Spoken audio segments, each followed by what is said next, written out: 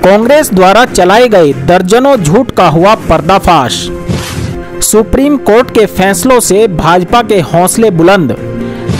पहले गुजरात दंगों में पीएम मोदी को मिली क्लीन चिट, फिर राफेल सौदा मामले में कांग्रेस हुई चारों खाने चित, और अब नोटबंदी को लेकर सभी विपक्षी दलों की याचिकाओं को भी सुप्रीम कोर्ट ने किया खारिज। जी हां, बीते 6 साल से मोदी सरकार के खिलाफ अहम सियासी मुद्दा रहे नोटबंदी पर भी विपक्ष को मुंह की खानी पड़ी है। मोदी सरकार के 2 कार्यकाल में विपक्ष ने करीब आधा दर्जन मुद्दों को हवा दी, लेकिन उसे सुप्रीम कोर्ट में हर बार नाकामी का सामना करना पड़ा। नोटबंदी के हक में आया सुप्रीम कोर्ट का फैसला भाजपा और मोदी सरकार के लिए बेहद अहम है। करीब 6 साल पहले लिए गए इस निर्णय के खिलाफ कांग्रेस नेता राहुल गांधी समेत कई विपक्षी दल सरकार के खिलाफ लगातार मोर्चा खोले रहे। इसे लगातार असंवैधानिक बताया। सुप्रीम कोर्ट में कांग्रेस के वरिष्ठ नेता पी चिदम्बरम लगातार दलील देते रहे।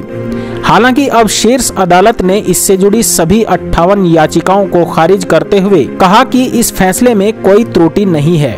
वर्ष 2022 में अदालती मोर्चे पर विपक्ष को 4 अहम मामलों में मोदी सरकार के समक्ष शिकस्त झेलनी पड़ी है। इनमें गुजरात के दंगों में पीएम मोदी को एसआईटी से मिली क्लीन चिट, पेगासस जासूसी मामला, ईडी को धन शोधन मामले में विशेष अधिकार और सामान्य वर्ग को सरकारी नौकरी में 10% आरक्षण का मामला शामिल है। इन सभी मामलों में शीर्ष अदालत ने विपक्ष की ओर से दी गई दलीलें ठुकरा दी हैं। नोटबंदी के फैसले पर सुप्रीम कोर्ट की मोहर के बाद मिशन 2024 के लिए भाजपा के हौसले बुलंद हैं। पार्टी के वरिष्ठ नेता रविशंकर प्रसाद ने कहा, विपक्ष जानबूझकर भ्रष्टाचारियों को बचाने के लिए लगातार अदालत को गुमराह करने की नाकाम कोशिश करता रहा है। शीर्ष अदालत के फैसले से साफ हो गया है कि नोटबंदी का फैसला गरीबों के हक और भ्रष्ट लोगों के खिलाफ लिया गया था।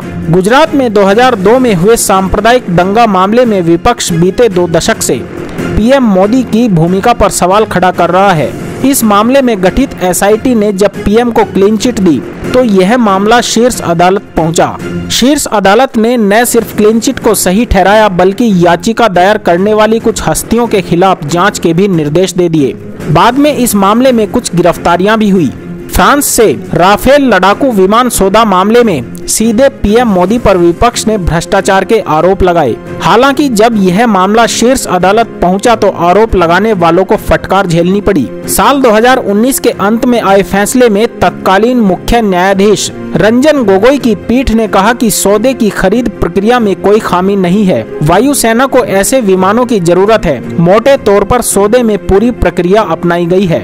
बीते साल मोदी सरकार पर इजरायली स्पाईवेयर के जरिए जासूसी का आरोप लगा। हालांकि तत्कालीन मुख्य न्यायाधीश एनवी रमन की अगुवाई वाली पीठ ने मोदी सरकार को क्लीन चिट दे दी।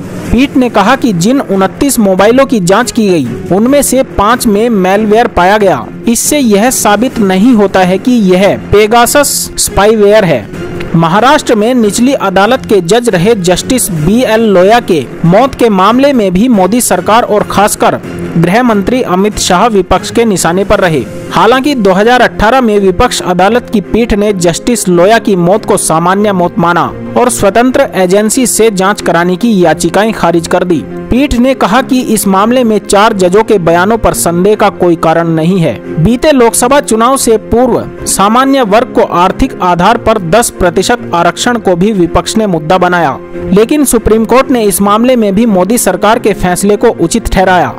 इसी साल प्रवर्तन निदेशालय को धन शोधन मामले में कुर्की व गिरफ्तार करने के अधिकार को भी शीर्ष अदालत में चुनौती दी गई। विपक्ष ने आरोप लगाया कि ईडी के सियासी इस्तेमाल के लिए उसे ऐसे अधिकार दिए गए हैं। हालांकि शीर्ष अदालत ने इन मामलों में भी मोदी सरकार के फैसले को ही उचित ठहराया।